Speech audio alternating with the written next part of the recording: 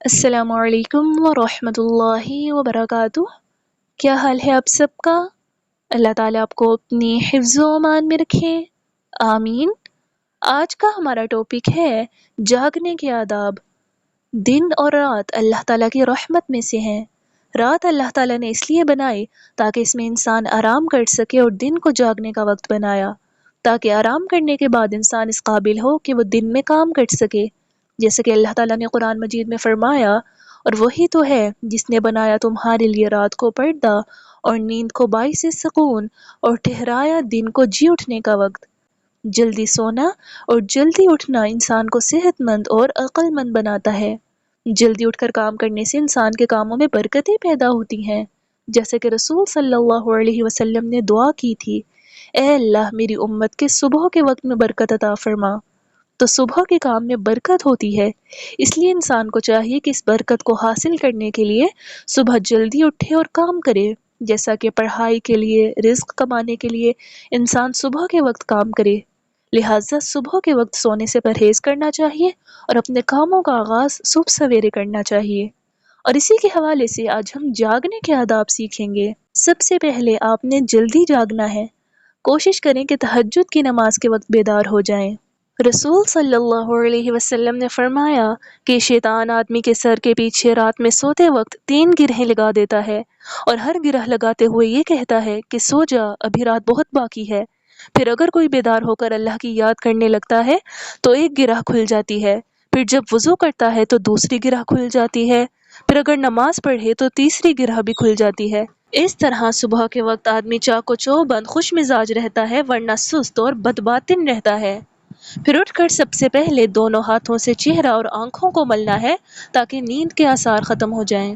حدیث میں آتا ہے کہ ایک صحابی روایت کرتے ہیں، رسول صلی اللہ علیہ وسلم بیدار ہوئے اور اپنے ہاتھوں سے اپنی نیند کو دور کرنے کے لیے آنکھیں ملنے لگے، اور پھر اس دعا کو پڑھنا چاہیے، الحمد للہ الذی احیانا بعدما اماتنا والیہ النشور۔ پھر دونوں ہاتھ 3 مرتبہ دھونے چاہیے۔ رسول صلی اللہ علیہ وسلم نے فرمایا، جب تم میں سے کوئی اپنی نیند سے بیدار ہو تو اس وقت تک اپنا ہاتھ برتن میں نہ ڈالے جب تک اسے 3 دفعہ دھو نہ لے، کیونکہ اسے معلوم نہیں کہ رات کے وقت اس کا ہاتھ کہاں رہا۔ پھر مسواک کرنی چاہیے، پھر 3 بار ناک جھاڑنی ہے۔ رسول صلی اللہ علیہ وسلم نے فرمایا، جب تم میں سے کوئی نیند سے بیدار ہو تو 3 بار ناک جھاڑے، اس لیے کہ شیطان اس کی ناک کی بانسوں پر رات گزارتا ہے۔ پھر صبح اٹھ کر وضو کر لینا چاہیے، پھر سورۃ آل عمران کی آخری 10 آیات کی تلاوت کرنی چاہیے۔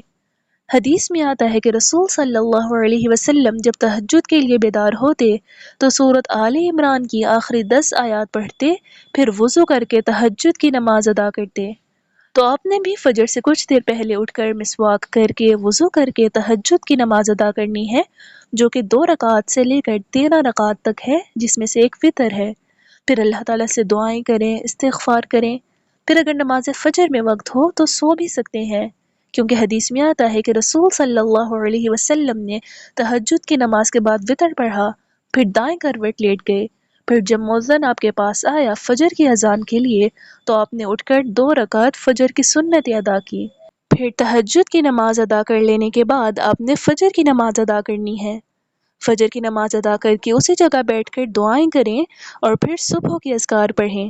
اللہ تعالیٰ نے قرآن مجید میں فرمایا، پس تم اللہ کی تسبیح کیا کرو جب تم شام کرو اور جب تم صبح کرو۔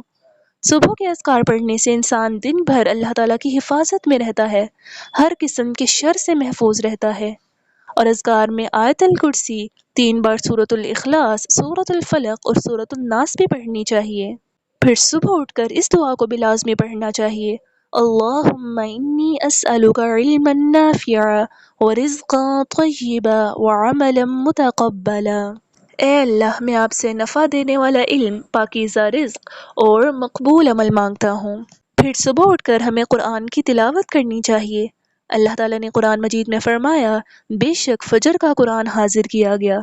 فجر کے قرآن سے مراد فجر کی نماز میں قرآن پڑھنا ہے، تو اس لیے ہمیں فجر میں قرأت لمبی کرنی چاہیے۔ اس کے علاوہ بھی روزانہ صبح اٹھ کر قرآن پڑھنے کی عادت بنانی ہے۔ پھر صبح اٹھ کر گھر والوں کو سلام کرنا بھی آداب میں آتا ہے، سب گھر والوں کو سلام کرنا چاہیے۔ پھر فجر کی نماز کے بعد نماز چاشت ادا کریں، جو کہ سورج نکلنے کے تقریباً 15 سے 20 منٹ بعد ادا کی جاتی ہے اور اس کا وقت زوال تک رہتا ہے۔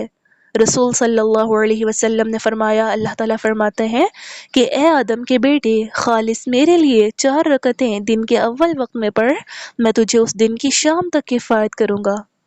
تو آپ نے ان تمام آداب پر عمل کرنا ہے اور فجر کے بعد کوشش کریں کہ سونا نہیں ہے، کیونکہ یہ ناپسندیدہ عمل ہے۔ رات جلدی سوئیں اور صبح جلدی اٹھ کر کام کا آغاز کر دیں۔ پھر آپ نے نماز کے بعد اپنے روزمرہ کے کام کرنے ہیں اور دن بھر کے کاموں میں اللہ تعالیٰ کو یاد رکھنا ہے، اپنی زبان پر ذکر جاری رکھنا ہے۔ اور اس ٹاپک کے حوالے سے اب آپ نے ایک ایکٹیویٹی بنانی ہے اور ایکٹیویٹی کا نام ہے بیدار ہونے کی سنتیں۔